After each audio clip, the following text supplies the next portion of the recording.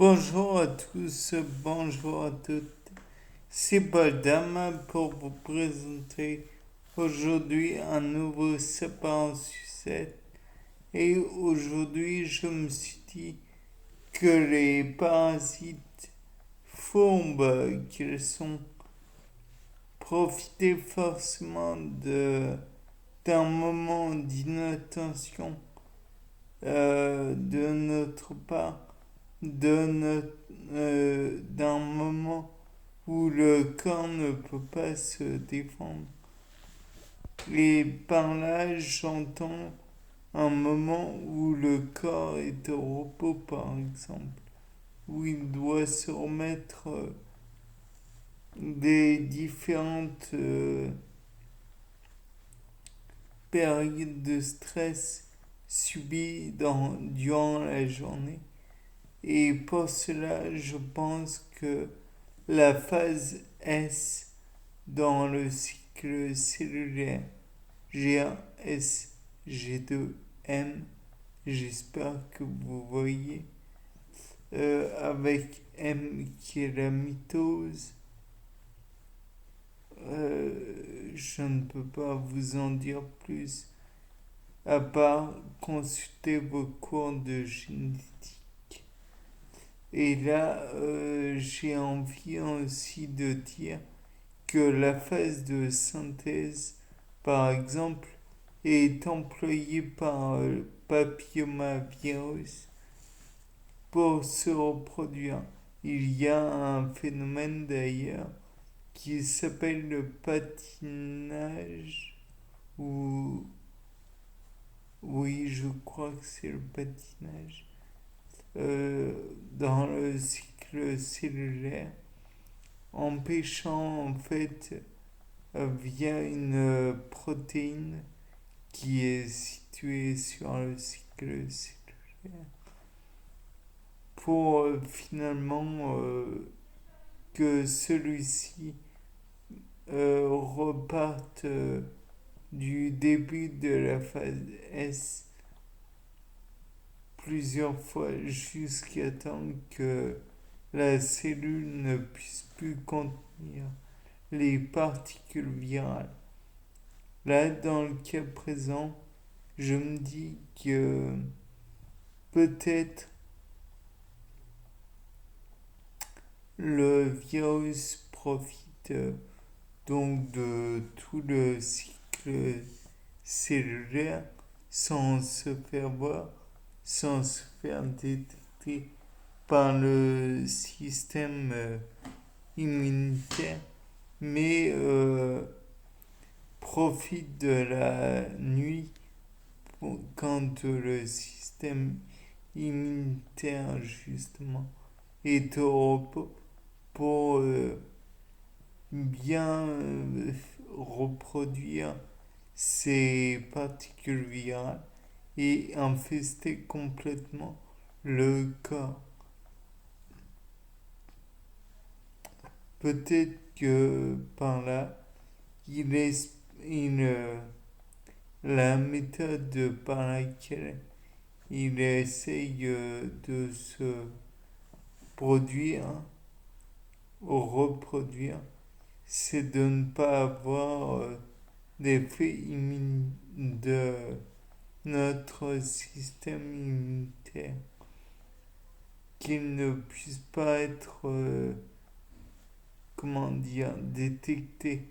De plus, on rappellera que durant le sommeil, le rythme cardiaque est très lent, parfois trop lent. Et donc, comme il est très lent, il se ralentit de plus en plus. Peut-être que à ce moment-là, le sang est donc moins propulsé. Qui dit moins de sang propulsé dans les veines et les artères, les capillaires et j'en passe, donc les canaux sanguins, alors il y a moins de comment dire, de globules blancs qui circulent dans le corps. Et donc, le virus peut se développer plus amplement, plus facilement, plus largement et investir d'autres cibles qu'il a. Et donc, finalement, euh, pour, euh, comment dire, pour éviter que le virus ne prenne trop d'importance, il faudrait presque ne plus dormir. Mais tout cela reste de l'hypothèse. De plus, il est possible aussi que le virus bloque le fait de dormir, empêche de dormir et garde la personne éveillée continuellement, ce qui engendre à terme une insomnie, mais de très longue durée. Peut-être que la personne, en ne dormant plus correctement, voit son système immunitaire altéré. Peut-être que son système de coagulation, je ne sais pas si le terme existe, mais le terme coagulation existe forcément. Le système empêchant le sang de s'écouler en dehors de nos vaisseaux quand ceux-ci sont lésés.